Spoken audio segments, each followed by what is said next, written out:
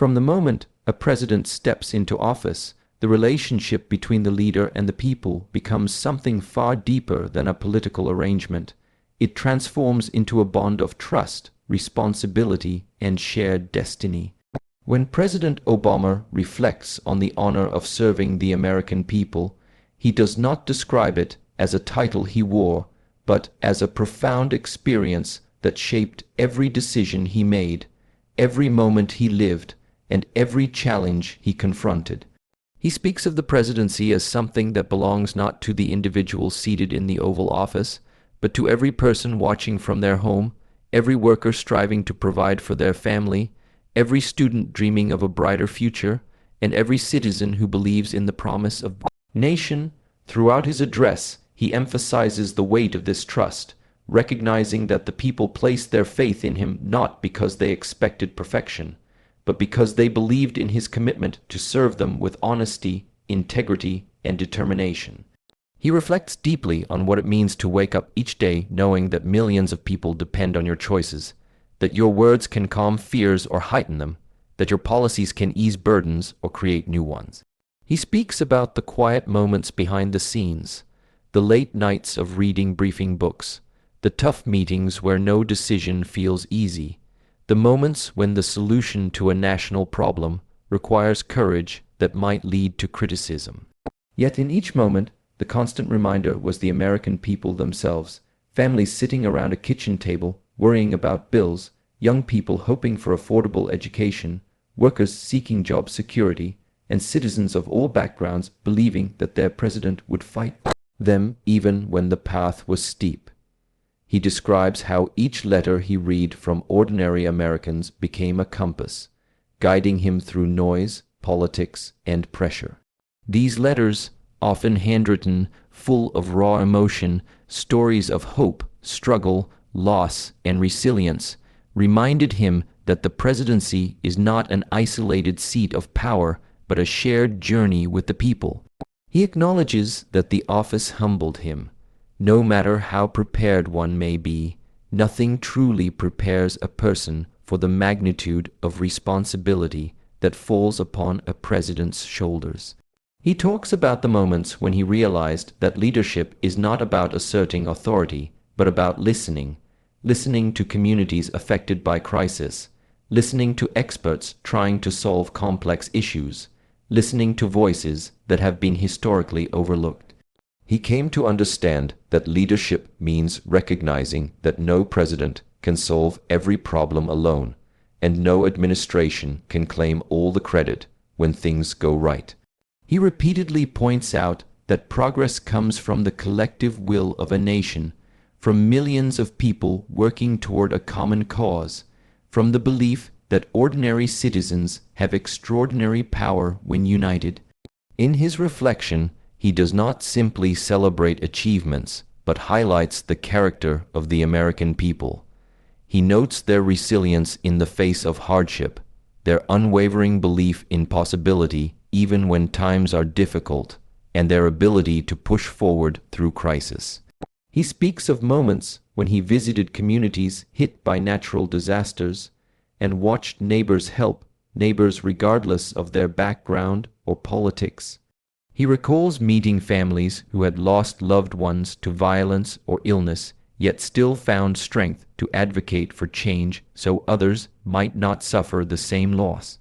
He remembers parents who worked multiple jobs to ensure their children had opportunities they never had, veterans who defended the nation with honor, and young people who stepped up to volunteer, innovate, and lead. Through all these interactions, he felt honored not because he was their president, but because he had the chance to learn from them and witness the spirit that defines America. President Obama emphasizes that being entrusted with the presidency is a privilege rooted in the democratic choice of the people. Every vote cast, every voice heard, every civic act performed contributes to the shaping of the nation's direction. He highlights how the presidency taught him that democracy is not something that operates on its own. It breathes because people participate in it.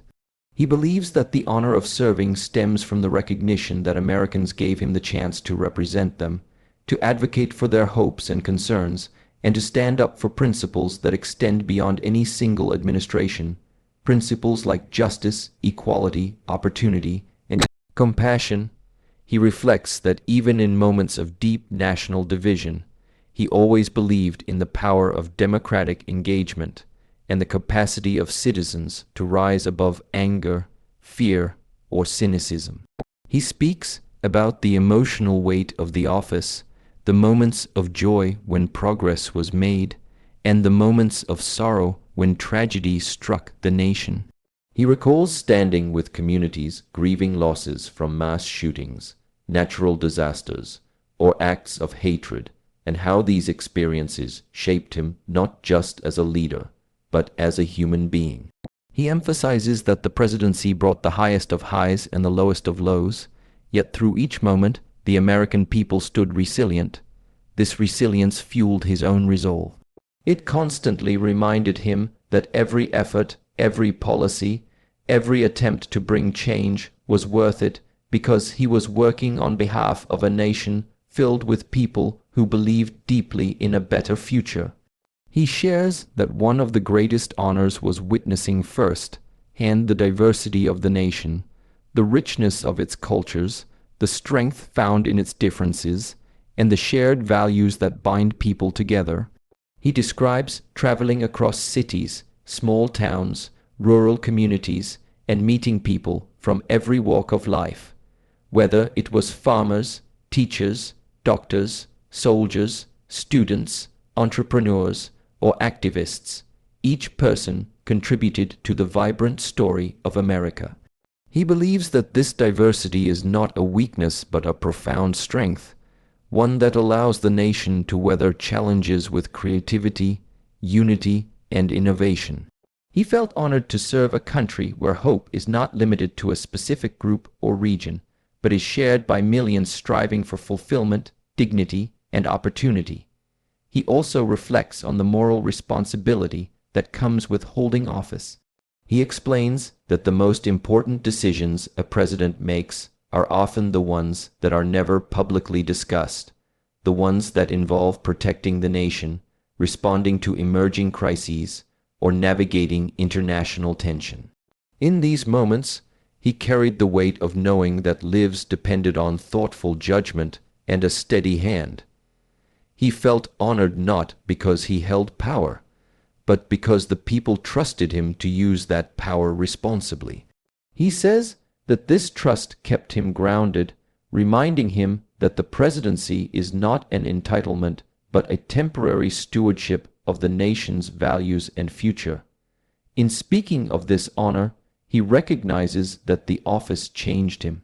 It deepened his appreciation for the sacrifices of public servants who worked tirelessly behind the scenes, the military members risking their lives, the intelligence officers protecting national security, the teachers shaping future generations, the scientists researching solutions to global challenges, and the countless individuals in government who serve not for recognition but out of commitment to their country.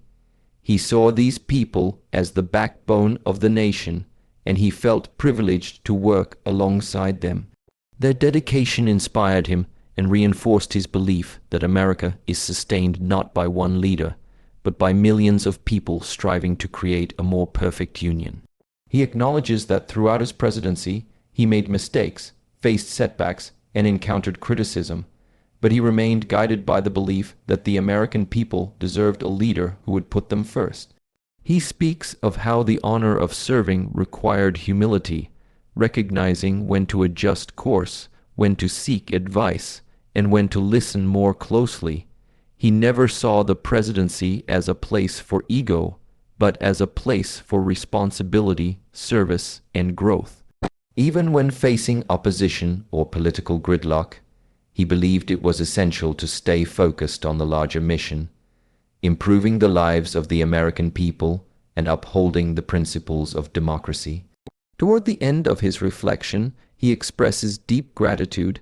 He thanks the American people not only for electing him, but for participating in the journey with him, challenging him, supporting him, debating with him, and pushing him to do better. He felt honored to witness the best of America on display throughout his presidency, whether it was through grassroots movements, community organizations, scientific breakthroughs, or acts of kindness. He saw a country that never stopped striving to improve. This inspired him, shaped his decisions, and affirmed his belief that the future of the nation is bright when people remain engaged, hopeful, and united. Ultimately, his message is one of heartfelt appreciation. Serving as president was not simply a job, but a profound experience that touched every part of his life. He views the honor not as something bestowed upon him, but as something shared with every American who believes in the power of democracy. He concludes that the true honor lies in the opportunity to serve a nation that continues to evolve, continues to fight for its ideals, and continues to inspire the world with its resilience, diversity, and unwavering belief in possibility. Through all the challenges and triumphs, he remains grateful for the trust placed in him and cherishes the privilege of serving a people whose courage and determination define the enduring spirit of America. When President Obama looks back on the work accomplished during his administration, his reflection is not merely a checklist of policies or political victories, but a broader meditation on what progress truly means for a nation as complex, diverse, and ever-changing as the United States. He acknowledges that the achievements of his presidency, economic recovery, healthcare reform, environmental protections, advancements in equality, and strengthened global engagement, were not isolated milestones, but the result of countless acts of determination, belief, and collaboration by millions of Americans. He speaks of progress not as a gift handed down from leaders, but as something built brick by brick through the participation of workers, activists, families, educators, scientists, soldiers, and students who refused to give up even when challenges seemed overwhelming. He emphasizes that democracy does not function like a machine that works on its own. It remains alive only because people choose to take part in shaping it, nurturing it, and defending it. He reflects on inheriting a nation in the midst of one of the worst economic crises since the Great Depression. Millions were out of work, homes were being lost, and families were unsure whether they could recover. He remembers the urgency in the voices of Americans who wrote to him asking for help, for hope, for a way to hold onto their dignity. It was in these moments that he understood how deeply intertwined policy is with the daily lives of ordinary people. He recognized that every decision made in Washington had a ripple effect across kitchens, classrooms, and communities nationwide. The economic recovery was not just about stabilizing markets, but about restoring confidence, showing people that the country could rise together through collective effort. He witnessed businesses begin to rehire, manufacturing regain strength, and innovation take root again. It was a moment that reaffirmed his belief that Americans do not back down when times are hard. They adapt, persevere, and rebuild. He also reflects on healthcare reform, which he describes not as a political fight, but as a moral one. He remembers the letters from families whose loved ones suffered because they lacked insurance, parents choosing between medical care and bills, and people with pre-existing conditions who had been denied coverage for years. The Affordable Care Act, in his eyes, was never just legislation. It was a promise that the country would do better for its citizens. He speaks of the courage of activists who fought for reform, the doctors and nurses who advocated for change, and the families who shared painful stories that moved lawmakers' hearts. He acknowledges that the policy was imperfect, but emphasizes that it represented a significant step toward fairness, empathy, and human dignity. He stresses that a nation's greatness is measured not only by its wealth or power, but by how it treats the most vulnerable among its people. To him, expanding healthcare access embodied the core American belief in giving everyone a fair chance. Climate and environmental protection also stand out in his reflection. He describes how the threat of climate change demanded a shift from short-term thinking to long-term responsibility. He viewed environmental policy as an obligation to future generations, children and grandchildren who will inherit the consequences of today's choices. He recalls negotiating international agreements, investing in clean energy, and fighting for regulations to reduce pollution. These efforts required cooperation across nations, industries, and communities, proving that global challenges cannot be solved alone. He speaks with pride about the progress made, but also with the humility of knowing the fight is far from over. Yet, even with ongoing challenges, he remains confident that the American people possess the creativity, scientific brilliance, and moral resolve to lead the world toward a sustainable future. He also reflects on moments when the country moved closer to equality, advancements in LGBTQ+ rights, criminal justice reform efforts, and actions designed to open more doors for people of all backgrounds. He remembers standing with individuals who had been marginalized, listening to their stories, witnessing their courage, and understanding the urgency of their demands. He emphasizes that every step toward justice is the result of people who refuse to accept discrimination as normal. He points out that democracy requires constant engagement to ensure that progress does not stall or reverse. He highlights how young people, activists, and communities often led the way, reminding him that power can come from the ground up.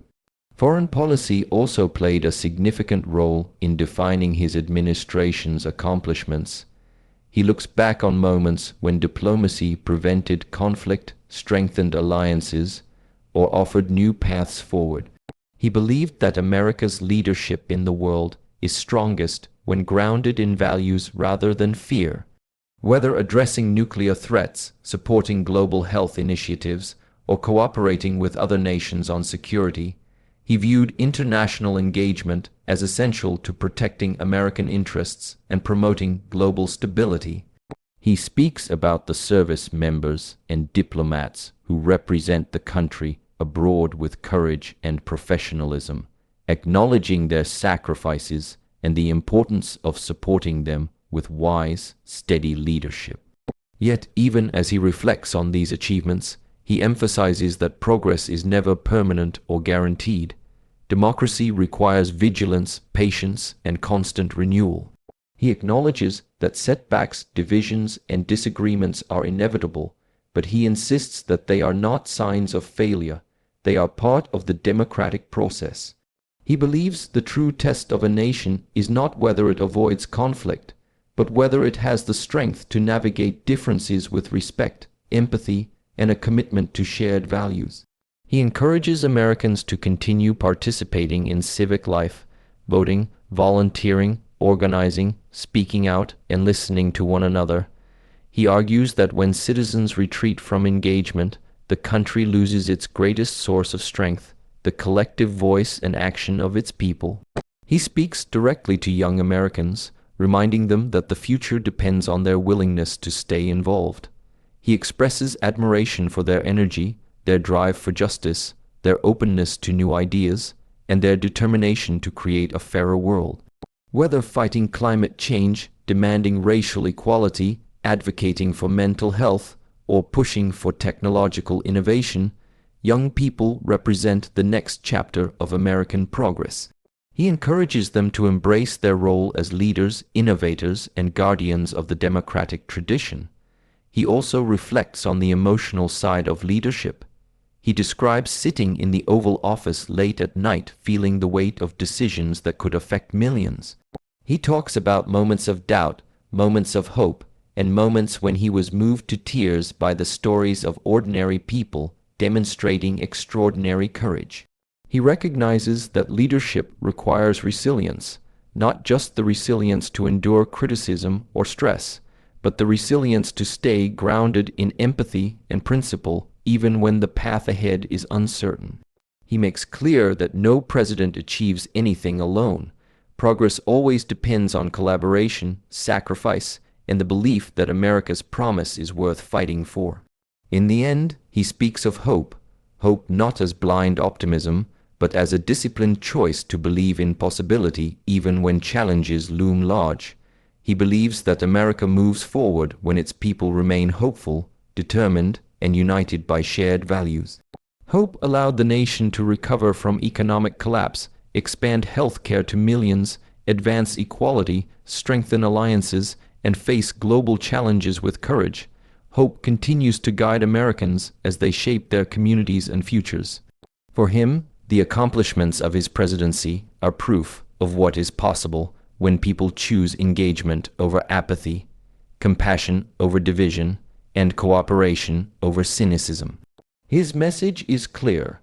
The future of democracy rests not in the hands of any single leader, but in the collective commitment of the people. Progress is sustained not by speeches or promises, but by action, by every citizen who chooses to participate, to care, and to believe. He ends with a profound sense of gratitude, not for the title he once held, but for the opportunity to witness the strength, resilience, and heart of the American people. To him, this is the true honor of having served, the privilege of walking alongside a nation that continues to strive, to question, to challenge, and to dream.